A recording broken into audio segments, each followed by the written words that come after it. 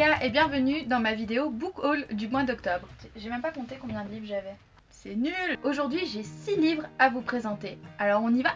Le premier livre que j'ai acheté en octobre est Fahrenheit 451 de Ray Bradbury aux éditions Folio. Je dois vous avouer que c'est surtout la couverture qui m'a fait craquer pour ce livre parce que, il faut bien se l'avouer, elle est juste splendide. Je trouve que Folio SF fait un travail vraiment exceptionnel sur les couvertures de ses romans, notamment les rééditions de Fondation d'Isaac Asimov que genre juste c'est des merveilles, je les trouve juste sublimes. Mais bon, elles sont un petit peu chères pour mon budget et en plus je les ai déjà lues. Par contre, je n'ai encore jamais lu ce pilier de la science-fiction. Ce livre met en scène une société futuriste dans laquelle tous les livres sont interdits, proscrits et brûlés. Un jour, le personnage principal va en voler un et va s'en suivre toute une série d'aventures. Donc ce livre est considéré comme un pilier de la science-fiction et de tout ce qu'on trouve aujourd'hui dans la littérature science-fiction et même fantasy. Et donc c'est toute une réflexion sur le pouvoir et le savoir. Et c'est un livre que je n'avais jamais lu, même si j'en ai beaucoup entendu parler dans mes cours de philo ou même de la part de gens qui sont complètement fans de science-fiction. Et étant moi-même fan de ce genre, je me suis dit qu'il était juste inadmissible que je n'ai pas lu ce livre. Donc voilà, il est entré dans ma pile à lire en octobre, j'espère l'en sortir très prochainement et vous en parler vite. Deuxième acquisition de ce mois d'octobre, c'est L'être ou le pas l'être de Michael Hirsch aux éditions Plomb. Si vous êtes curieux de connaître mon avis sur ce livre, vous pouvez visionner la vidéo que j'ai réalisée il y a quelques temps, je vous mets le lien dans la barre d'infos. Sachez en tout cas que ce livre est une vraie perle, c'est un échange de lettres entre Michael Hirsch, donc l'auteur, et des personnages connus ou pas connus, la mère nature, Donald Trump et d'autres figures importantes de notre monde. C'est fait avec beaucoup de poésie et d'humour limite noir et j'ai vraiment beaucoup aimé ma lecture. Et en plus de ça, je suis allée à la soirée de lancement. Non, j'ai fait tomber le truc. Goodbye my lover. Goodbye my friend. Pardon.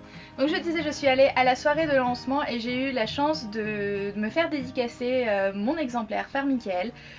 Voilà, c'est un moment d'échange super intéressant et j'étais un peu conne en mode oh j'ai adoré ce que vous faites et tout, mais c'était vraiment sincère et quand je suis face à un auteur, j'ai un peu de mal à aligner mes mots et à structurer une pensée cohérente. Donc voilà, un de mes coups de cœur de ce mois d'octobre. Et pour continuer dans la lignée des coups de cœur, en octobre, j'ai acquis le jour même de sa sortie Grisha de Leigh Bardugo aux éditions Milan.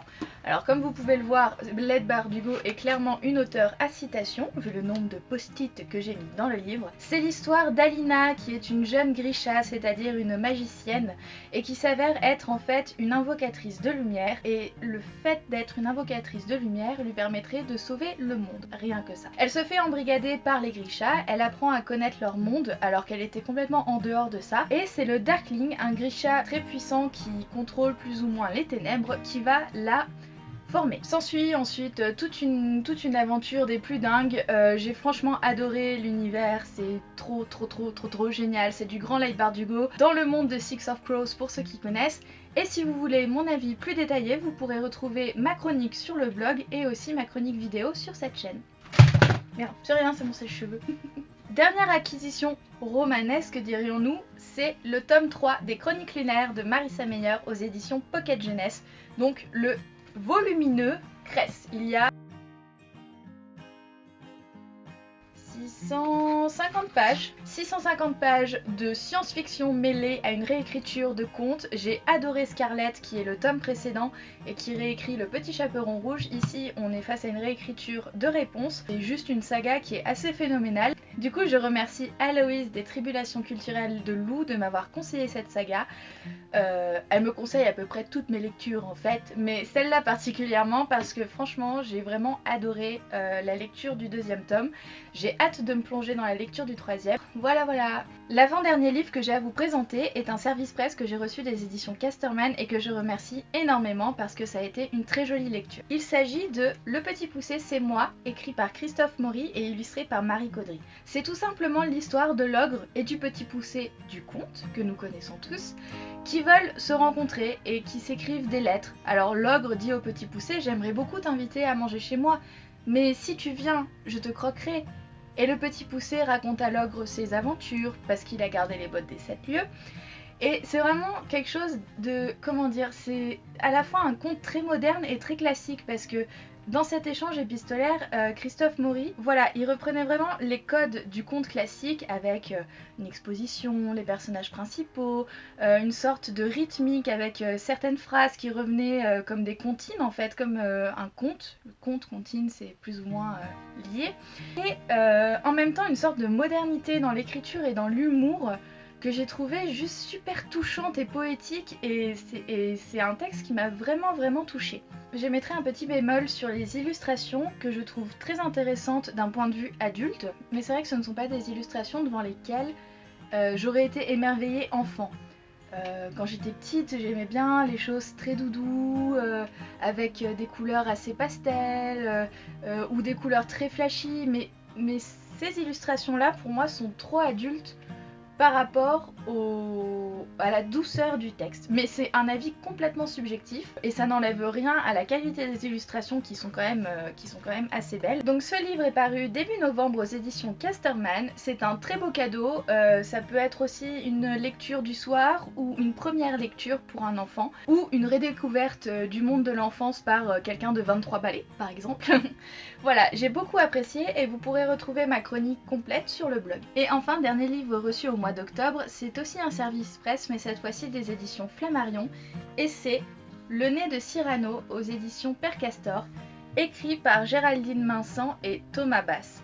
Alors c'est une réécriture de la pièce que je vénère le plus au monde qui est Cyrano de Bergerac d'Edmond Rostand, et quand j'ai vu que Flammarion allait sortir un album jeunesse sur cette pièce de théâtre qui est juste mythique, je n'ai pas pu m'empêcher de demander à Flammarion de m'envoyer l'album. Les illustrations sont juste à tomber par terre et j'aime beaucoup la réécriture elle-même de la pièce d'Edmond Rostand. Qui est plus axée jeunesse mais qui garde quand même toute sa symbolique de l'être, du paraître, de ce qu'on renvoie aux autres, des faux semblants, et je trouve ça très bien que les enfants aient accès à des textes classiques à travers des réécritures. Je sortirai très prochainement une chronique qui mettra en miroir cet album jeunesse avec la pièce d'Edmond Rostand.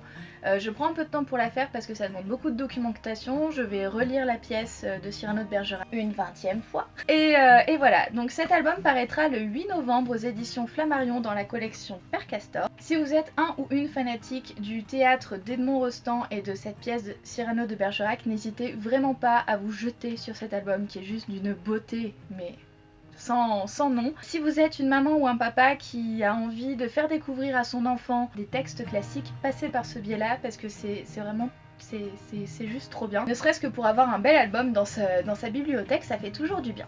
Et voilà, c'est tout pour ce mois d'octobre. J'ai été quand même assez raisonnable au niveau achat. Je suis plutôt assez fière de moi, sachant que là on est le 7 novembre et j'ai déjà fait des folies. Je vous montrerai tout ça à la fin du mois. Je vous souhaite une très bonne soirée ou une très bonne après-midi ou une très bonne journée et je vous fais plein de gros bisous.